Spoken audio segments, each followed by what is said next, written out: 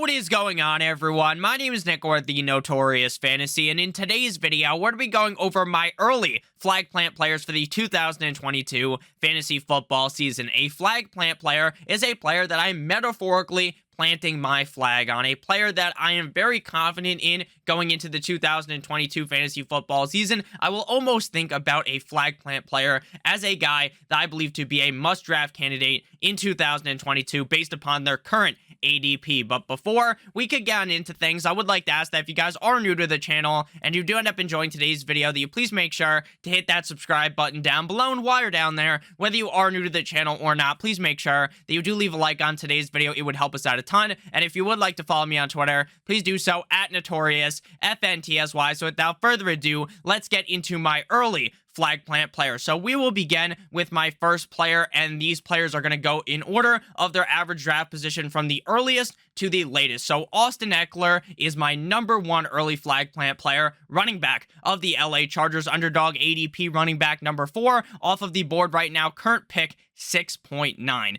In 2021, in 16 games, Ekeler's only game missed was due to COVID. He finished as the running back #2 in half PPR and the running back #3 in half PPR points per game. He had 206 carries, 12.9 per game, ranking 14th at running back, 911 rushing yards, 56.9 per game, ranking 12th, 94 targets, 5.9 per game, ranking 1st, 70 receptions, 4.4 per game, ranking 2nd, 647 receiving yards, 40.4 per game, ranking 1st at running back, and 20 total touchdowns, ranking #1. Now, in this video, I'm going to first be giving you guys the stats from last season for all of these players. Then I'm going to be getting into why I believe they have league-winning potential. Then we're going to move on to what needs to happen for them to hit their ceiling. And then with every player, we'll close out with where I am willing to take them in my 2022 fantasy football draft. So Austin Ekeler last year had nearly 1,000 rushing yards, nearly 700 receiving yards, and 70 receptions with 20 total touchdowns. In 2022, looking at what the LA Chargers are, realistically, you could say they have a better defense. You can say they have a better offensive line, and they still have the main pieces attached to this offense. They still have Justin Herbert the pervert. They still have Austin Ekeler. They still have Keenan Allen, and they still have Mike Williams. They get rid of their tight end. They bring in Gerald Everett. So it's basically the exact same offense with a better offensive line. So if Austin Ekeler was able to put up those crazy fucking numbers in 2021, missing one game, and a solid offensive line, imagine what he will be able to do with an even better version of that offensive line in 2022. This is going to be a team, the LA Chargers, that are going to be in a million high-scoring games. They play in a division with quarterbacks like Pat Mahomes, Russell Wilson, and Derek Carr. They play in potentially 6 games that could be crazy numbers, big shootout games, and I think that is really going to help out Austin Ekeler. Now, I understand that in a shootout game, maybe running the ball isn't as much of a priority, right? Because they're going to have to be passing the ball a lot, but Austin Ekeler, where he gets all this value from, is not really from rushing the ball, right? He still finished with 206 carries, which was 14th at running back, but what really moves the needle for Austin Ekeler, what really makes me feel so fucking confident in Austin Ekeler, is the receiving upside. 94 targets, 70 receptions, 647 receiving yards, and 20 total touchdowns that come with that. Austin Ekeler is dominant in the receiving game. In fantasy football, running backs that can catch that many passes have a humongous advantage over other running backs. Now, could a running back like Derrick Henry, who sees so many touches, so many rushing yards, would he be able to outscore a player like Austin Ekeler? Yes. Yes, he could. But having those free points from catching these dump-offs when Austin Ekeler is one of the focal points in the offense, where they're just feeding the rock to him, then Austin Ekeler is going to be able to eat in fantasy football. They draft a new running back. People are going to panic. That happens every single year with some of these running backs. People get a little bit worried. But at the end of the day, what from Austin Ekeler's season last year tells you that he's going to see a reduction in volume. It's not like Austin Ekeler's out there like Christian McCaffrey being out there for 90-95% of snaps, right? They're not going to do that because they understand that when you play a running back that much, the Chargers realize that, hey, maybe Austin Ekeler will get hurt if we do that. So let's limit his rushing, let's make sure we get him the ball out of the backfield, dump the ball off his way, and make sure he doesn't get overused. And that has been a recipe for success for the LA Chargers over the last couple of years. Austin Ekeler is not going to have this crazy workload in 2022, but with the workload that he is given, he is going to be able to excel, be uber efficient, and dominate. So why do I believe that Austin Ekeler has league-winning potential? It's because of that receiving upside and because of the fact that I would not be surprised at all on Austin Ekeler's best season ever, which could be 2022, if this man got 1,000 rushing yards and 1,000 receiving yards. There are barely any running backs in the NFL that you can even say you could potentially see doing that. So I think Austin Ekeler is not necessarily underrated, right, because he's a top 7 pick, but I think you could easily take him as the number 2 running back off the board. And I think in 2022, Austin Ekeler certainly has league-winning potential. And what needs to happen for them to hit their ceiling? It is going to be the Chargers being in a lot of high-scoring games and Austin Ekeler continuing to have that role that he had in 2021. If he has the same role, if Isaiah Spiller doesn't completely knock him out, like I don't believe is going to happen, but some people do. If Austin Ekeler is still in that same role, then there's no reason to believe that he cannot hit his ceiling and potentially be the number 1 running back in fantasy football. And where am I willing to take him in fantasy football drafts? At the number 2 overall pick. If you like Austin Ekeler a lot, if you're with me, after you see Jonathan Taylor come off the board, then you can take Austin Ekeler. I really think he is worthy of that pick. But the range of where Austin Ekeler is getting drafted in leagues is crazy, because I've seen drafts where he does get taken at the number 2 overall pick, but then there's other drafts where people are taking a deep sleep. They're taking a nice nap on Austin Ekeler, and he goes at like pick 10, pick 11. So he's definitely a top 5 pick for me, and if you like Austin Ekeler as much as I do, you can definitely take him as the number 2 overall pick off of the board. Before we move on into my next early flag plant player, my next must-draft player for the 2022 fantasy football season, I would like to give you guys a quick word from our friends and our sponsor over at Underdog Fantasy. Underdog Fantasy is the best place to play fantasy football this summer. They have the Best Ball Mania 3 tournament, which has a $10 million prize pool. All you got to do on Underdog is draft your team, and that's it. There's no waivers, there's no trades, there's no in-season management. For me, drafting is the most fun part of the season. Getting together with my buddies, drafting a team, it's super fun. Now all you got to do, hop on your computer, hop on the web app, draft your team, and then guess what? You don't even have to think about it. And then you could pull up at the end of the season, if you win Best Ball Mania 2, with $2 million fucking dollars. So it's basically a no-brainer. All you do is you sit there, you draft, and you have a fun time. Underdog will automatically set your lineup with the best scores of the week on your team, so you don't have to manage the team. They just automatically do it. Last year's Best Ball Mania champion was drafted in June.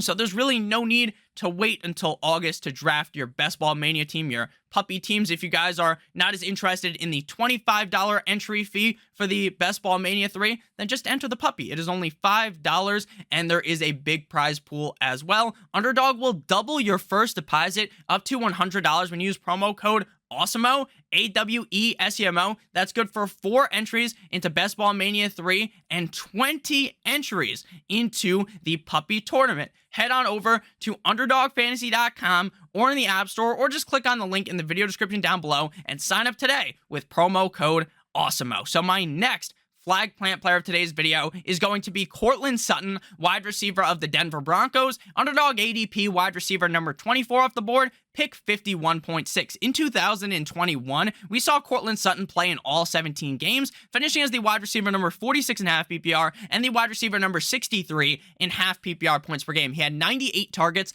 5.8 per game, ranking 36th, 58 receptions, 3.4 per game, ranking 39th, 776 receiving yards, 45.6 per game, ranking 38th, and 2 total touchdowns, number 79th at wide receiver. So when you look at those stats last year, you're thinking, Nick, why is he coming off the board as wide receiver 24? He finished outside the top 40. He finished outside of the top 60 in points per game. Now, the reason why he's getting drafted so highly is because this is a completely different situation in Denver. They go from having Horsecock Drew Lock, Teddy Two Gloves, Teddy Bridgewater, Teddy Roosevelt, to having Russell Wilson. Now, if you guys have listened to me talk about fantasy football before, you know that I may be a little bit lower on Russell Wilson than most people. I'm not as high and mighty on Russell Wilson, potentially being this top 5 fantasy football quarterback in 2022.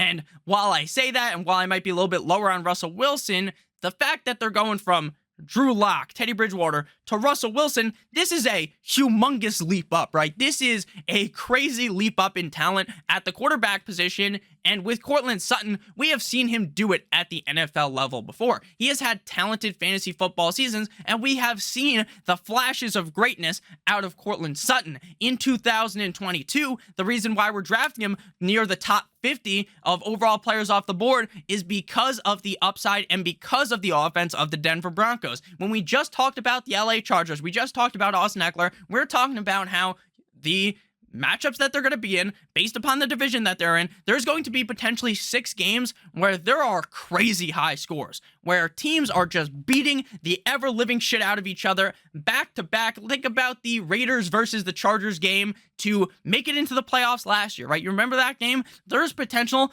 for crazy shootouts in this division. And Denver now, with Russell Wilson under center, is going to be very competitive. Courtland Sutton could easily be the #1 wide receiver straight up in this offense. I genuinely believe right now that it is a 50-50 coin flip. You flip the coin, and maybe half the time you roll the dice or you flip the coin, it's going to be Courtland Sutton. But the other half of the time, it's going to be Jerry Jeudy. And Courtland Sutton right now is going later than Jerry Jeudy, a couple picks after Jerry Jeudy. So I would rather just take the guy that I have seen do it at the NFL level in Courtland Sutton over kind of potentially overdrafting a guy like Jerry Jeudy. And when I say this about Jerry Jeudy, I'm not here to dog on Jerry Jeudy, tell you guys that I think Jerry Jeudy is dog shit or something like that, right? I'm not trying to make you guys be nervous about Jerry Jeudy because, again, I just stated that's like a 50-50 chance, right? Jerry Jeudy really could be the guy.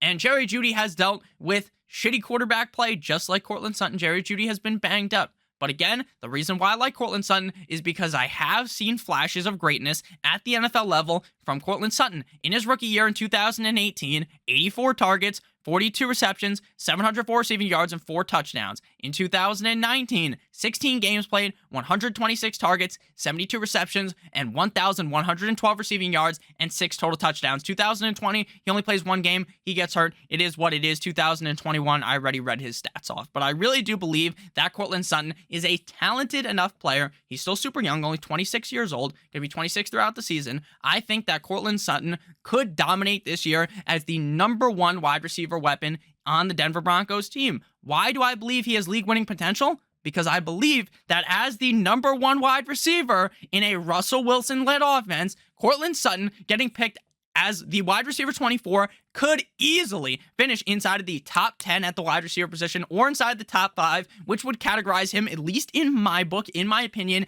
as a league-winning player. What needs to happen for him to hit his ceiling? I think that the Denver Broncos have to be a more pass-heavy offense, and I think that Courtland Sutton, in order for him to really hit that ceiling, he has to be the #1 receiver in terms of targets on the Broncos. Now, could he still finish top 12 if Jerry Jeudy gets more targets than him? Yes, because the touchdowns could go Courtland Sutton's way. But I think in order for him to really hit that ceiling, for him to really blast off, take your fantasy football roster to the next level, then I believe that he has to be the #1 receiver on the team. And where am I comfortable taking him in fantasy football drafts? Basically right where he's going. I'm not reaching for Courtland Sutton. I don't think you should be reaching for Courtland Sutton inside the range where he goes, but I think he's a very safe pick around the 50th range. If you wanted to reach up, around pick 45 is about as high as I would go on Courtland Sutton. But again, I am still a huge fan of him. I just don't agree with reaching up, especially in the early rounds when a lot of the draft just flows by ADP. I definitely don't want to be reaching up by a round plus that early on in drafts. I think that really hurts your fantasy football team, especially when you could potentially get him in the next round. So my final early flag plant player of the 2022 fantasy football season right now, this video might be remade in August, June, maybe July. So it's May. So this is early. But right now, my early 2022 final flag plant player is going to be Travis Etienne, running back of the Jacksonville Jaguars, underdog ADP, running back number 21, pick 56.2. Last season, Travis Etienne suffered a mid-foot Lisfranc injury in the 2021 preseason. His injury took 4 to 6 months to repair, so there is no need to worry about injury. It clearly happened.